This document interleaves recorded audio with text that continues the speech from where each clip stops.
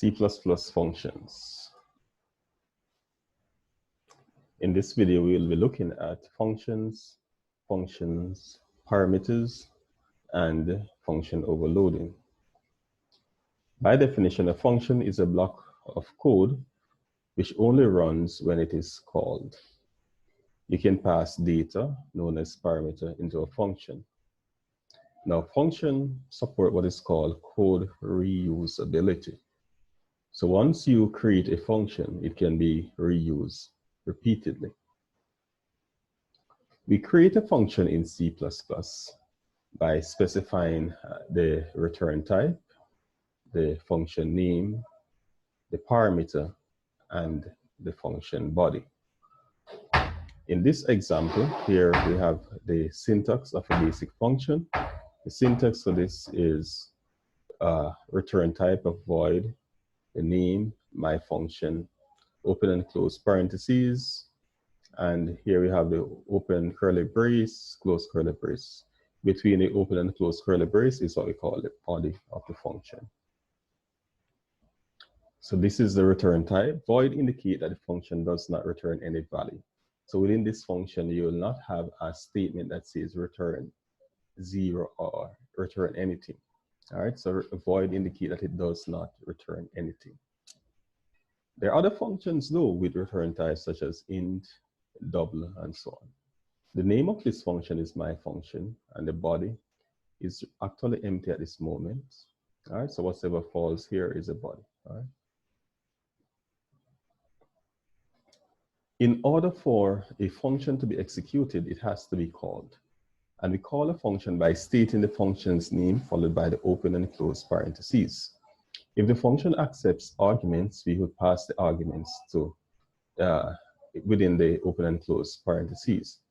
But in this case, our example, my function, it does not accept any value or any argument. And so to call this function, we just say my function, open and close bracket. As indicated here, we have an example of a program where we implemented my function. So here's my function. Again, the return type is void. That indicates that it does not return anything. So you'll not have a statement that says return 0 or return X or return Y within this program. We have the name of the function, which is my function, and it doesn't accept any arguments. So the parameter listing here is actually empty, all right? And between the open and close curly bracket, we have the body of the function. All right, now this my function outputs, I just got executed. However, unless we call this function, whatever is within the body of the function will not be executed. So here in main, we call the function by stating the name of the function followed by the open and close curly bracket. All right, and that is how we call the function. All right. Even main is a function. So main is a function and it has a return type of int, and that is why we have return 0 here, all right? But we'll speak more about that later on. So for now, we are looking at how we call the function, all right? So we call the function by stating the name of the function, followed by the open and close curly bracket. You may be wondering, where do we call main? Now, main gets called automatically because that is the main point of execution when you run a C++ program. All right, so you don't have to directly call main. It will be called once you execute the program. All right, and here's the output. I just got executed. All right, so this is coming from or my function here. All right, so your knowledge of function will help you to create more manageable code because instead of working with one big block of code, you're able now to segment your code into smaller blocks or building blocks, which are more manageable for the average program.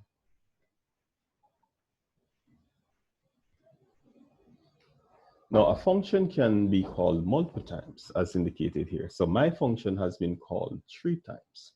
And over here, we have the output as indicated, all right? So we write the function 1 time, and we can call it as many times as you wish.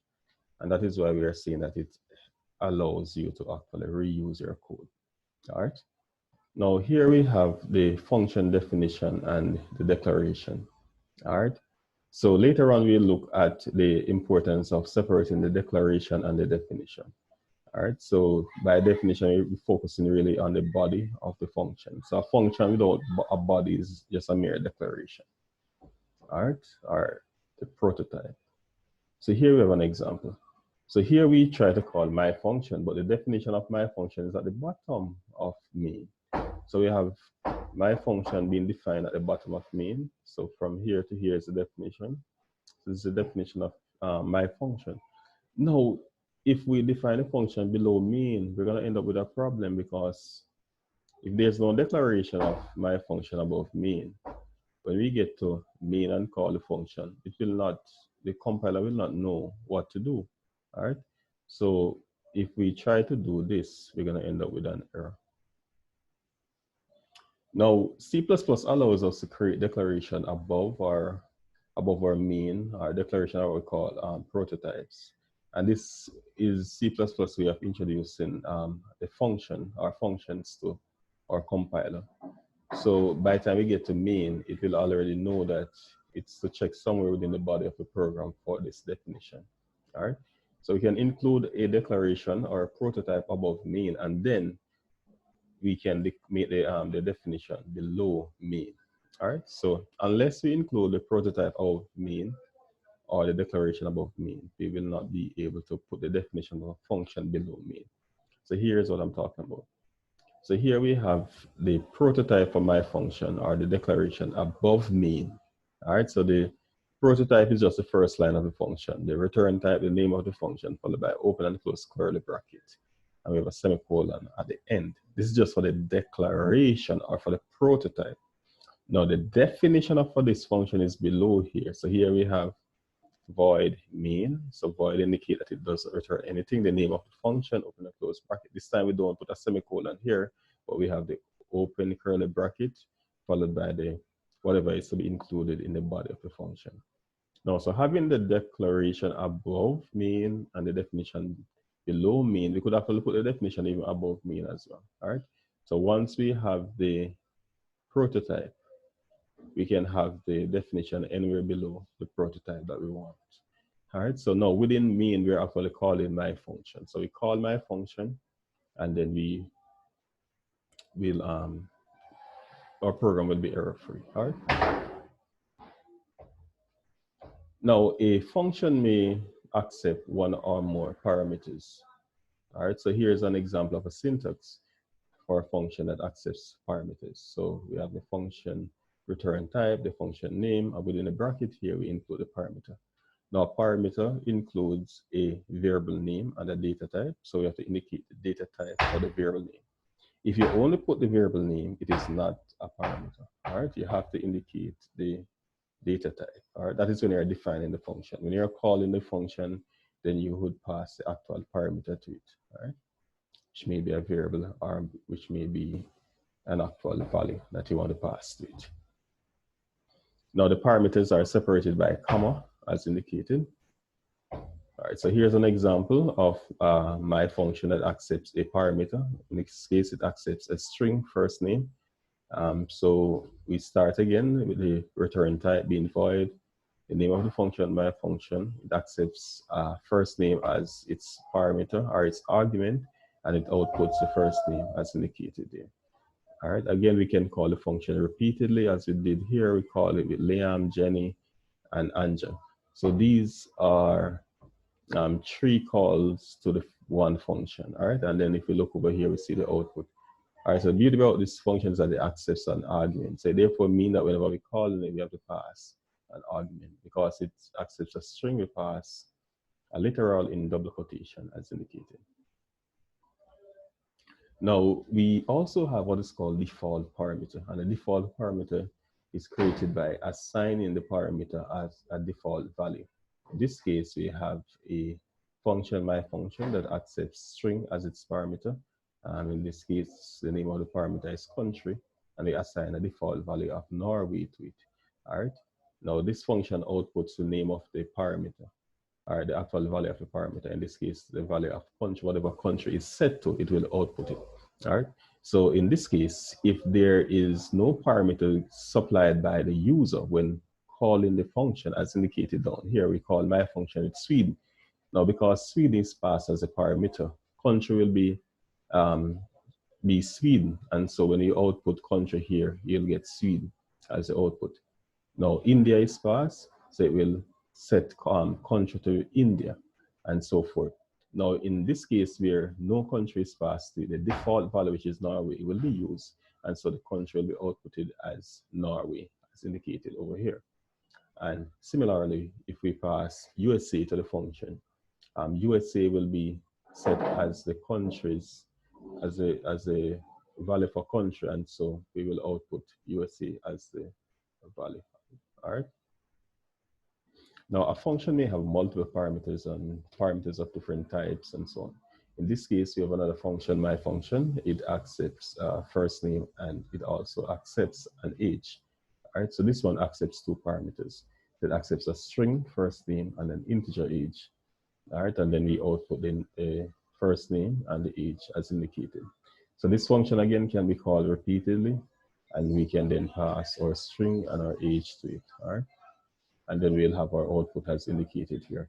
So you can try to design functions with different flavors. So this function, it has a return type of void. That means there will be no return statement in there.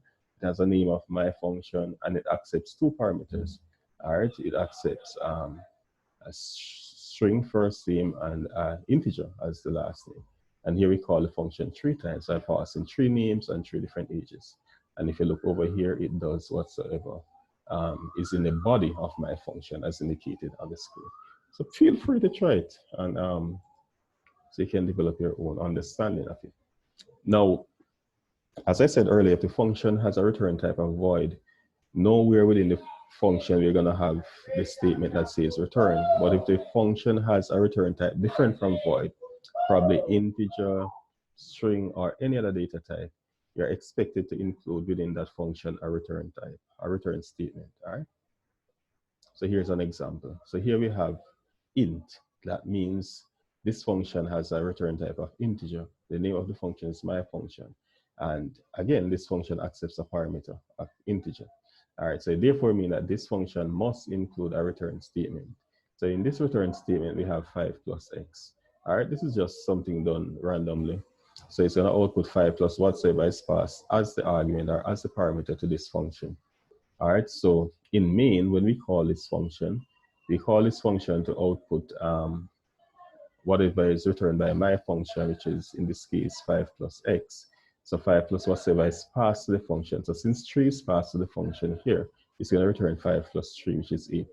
So it therefore means that whenever this program is executed, on the screen we will see 8 coming up as output as indicated here.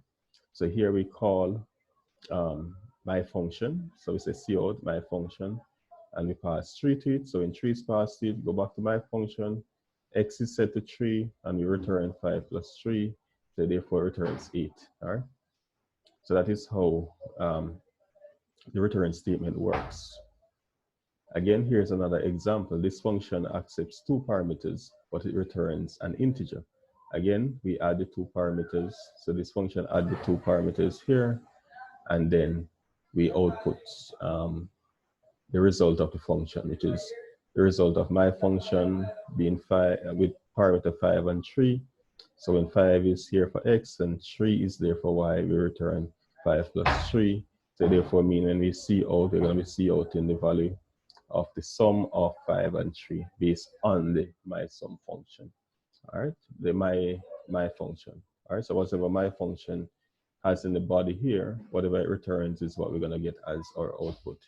All right, so please feel free to try it and try the examples that are given. And again, since the my function in this case is returning an integer, it's also okay to assign the my function to an integer variable, right? Because the result from this function will be an integer. So in this case, we have this function accepting 2 parameters, but is also returning the sum of the 2 values. All right, so it's okay to say something like this when you're calling the function. So here we created a variable called z of type integer, and we assign that the value of my function with parameter 5 and 3. Therefore means that it's going to call my function with the parameter 5 for x, 3 for y. Then it's going to calculate the sum of 5 and 3 return that sum, which is 8, and now z will be assigned the value 8, and now we can actually output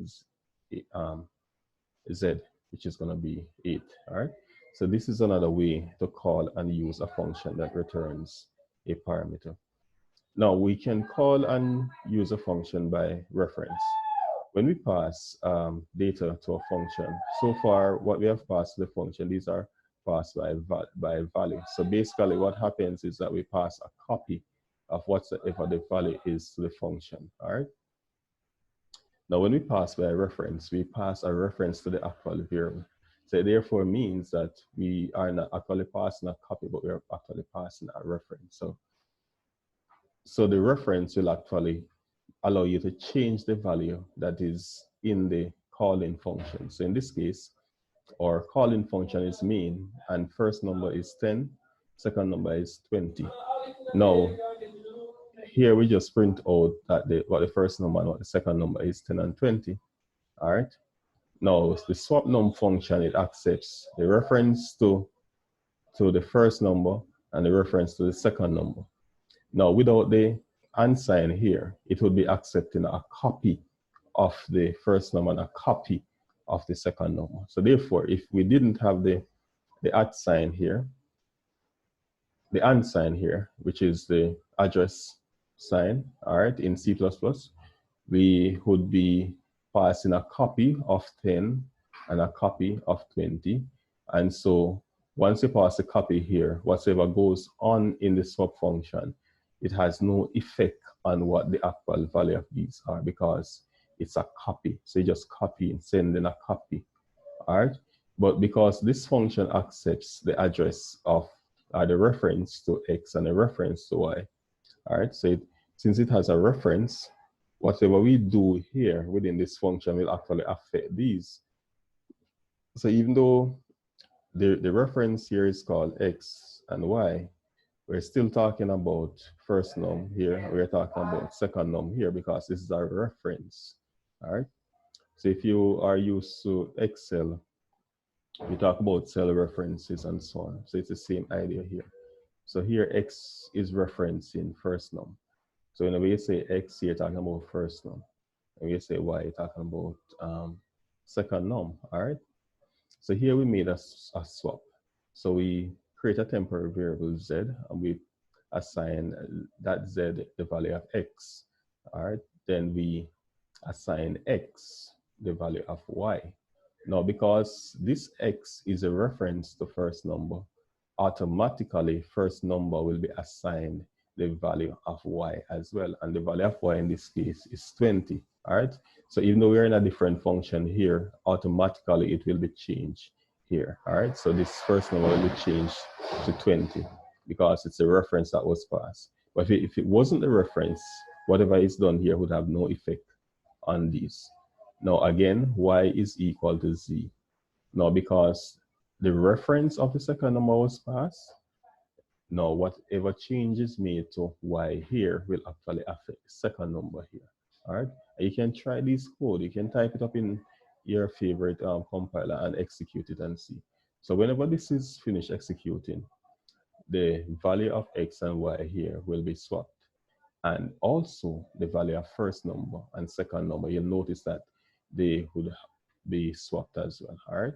So even though we didn't deliberately say first number is equal to second number down here, because we passed a reference to the swap num function, the actual swapping took place and the effect is actually reflected in these as well. All right. So feel free to try it so you can have a better understanding of it.